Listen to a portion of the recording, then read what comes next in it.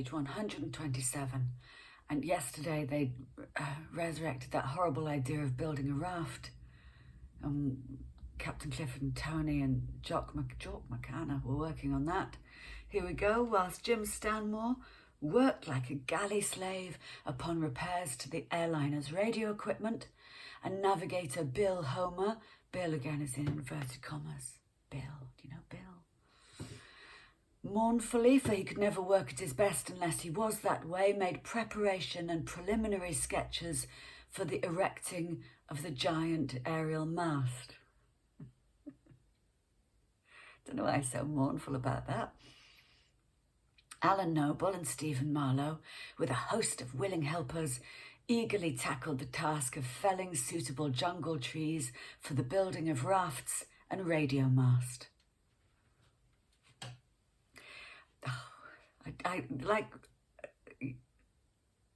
should they not ask the people who live there, can we cut down these trees?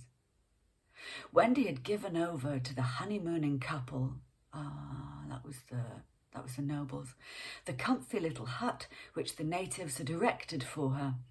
Another bit of erecting. Well, that's nice of you, Wendy. So that they could enjoy a modicum of seclusion in the dawn of their married life.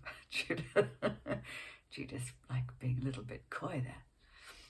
The two larger houses which the natives built were truly marvellous and quite palatial buildings.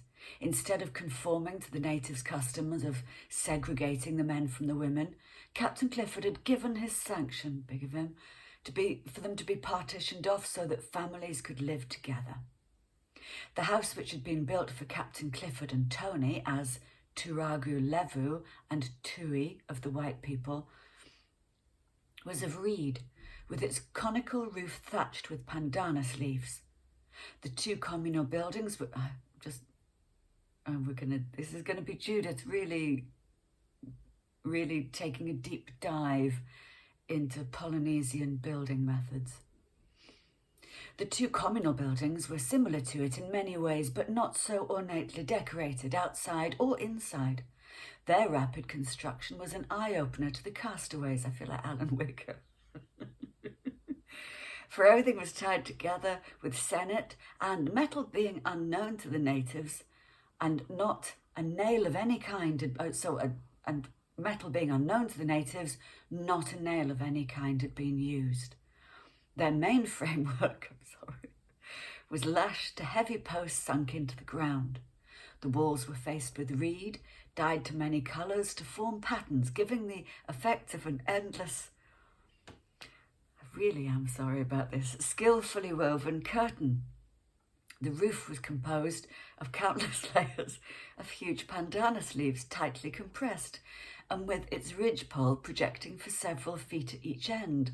The floor, raised a foot above the ground, was spread with woven... I've got a horrible suspicion that if that's the way page 127 went, page 128 is simply going to be gritty, granular detail about these buildings. I apologise, but I think for you to have to listen to all that is good for you in the way that eating fibre is good for you. Don't ask me to explain this.